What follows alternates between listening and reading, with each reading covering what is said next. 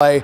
Now for more on the play and more reaction, we take you live to Ann Arbor. Casey Jones. Casey, how quiet did it get on the Michigan side? We were right there. We were in that end zone as everything kind of transpired, and it was jaw-dropping. We couldn't believe what happened.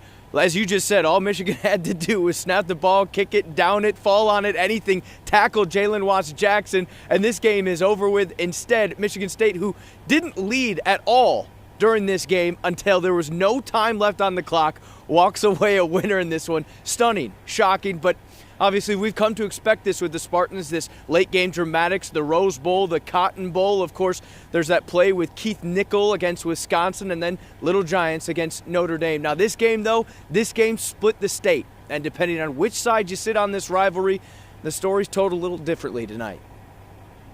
Snap was low. You know, I don't know what you say about that. He didn't field it cleanly, and You go from 10 seconds and guy punting the ball to you thinking, okay, this is done. looked like then he bobbled it again, kind of kicked it a little bit, and And then all of a sudden, life gets flipped upside down. is that about what the way you saw it? Very unfortunate. We come out on the top end of it. Now, before we could even realize what had just happened in front of our eyes, the Michigan State Spartan team was storming the field. They were jumping on top of each other. You saw that earlier. And Connor Cook, the quarterback behind all of this, said it was unlike anything he'd ever dreamed of, unlike any feeling he's ever felt. So I asked him, you've won a Rose Bowl, you've won a Cotton Bowl. Is it better than that? This was his answer. I would say so, especially playing in the big house. From everyone that we've talked to, everyone, past Spartans, past coaches, they always said, there's nothing like a win in the big house. And to win in that fashion when, there was 10 seconds left, they were getting ready to punt, game was over. And then, that happened.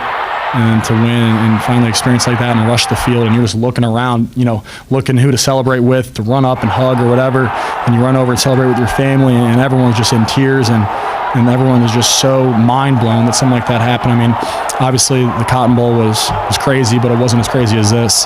The Rose Bowl was fine and dandy, but it wasn't, like anything spectacular happening like this. So I would have to say, compared to those victories, I would say this one's a little bit more sweeter. This stadium was stunned after all of this went down. The Michigan fans stood there in the seats for about 10 minutes before they realized game's over. It's time to finally go. So a lot of Michigan State fans obviously happy tonight. Michigan fans, hearts kind of hurting, guts kind of sucked out. It was that kind of evening. Now, one kid who should be celebrating but probably isn't right now is Jalen Watts-Jackson. He's the Spartan player, relatively unknown. Recovered the punt, 38-yard touchdown to win the game. Coach D'Antonio said he dislocated his hip or he broke his hip on that final play. He was taken to the hospital right after the game. Didn't get to celebrate with his team. Live in Ann Arbor, Casey Jones, 24 Hour News 8.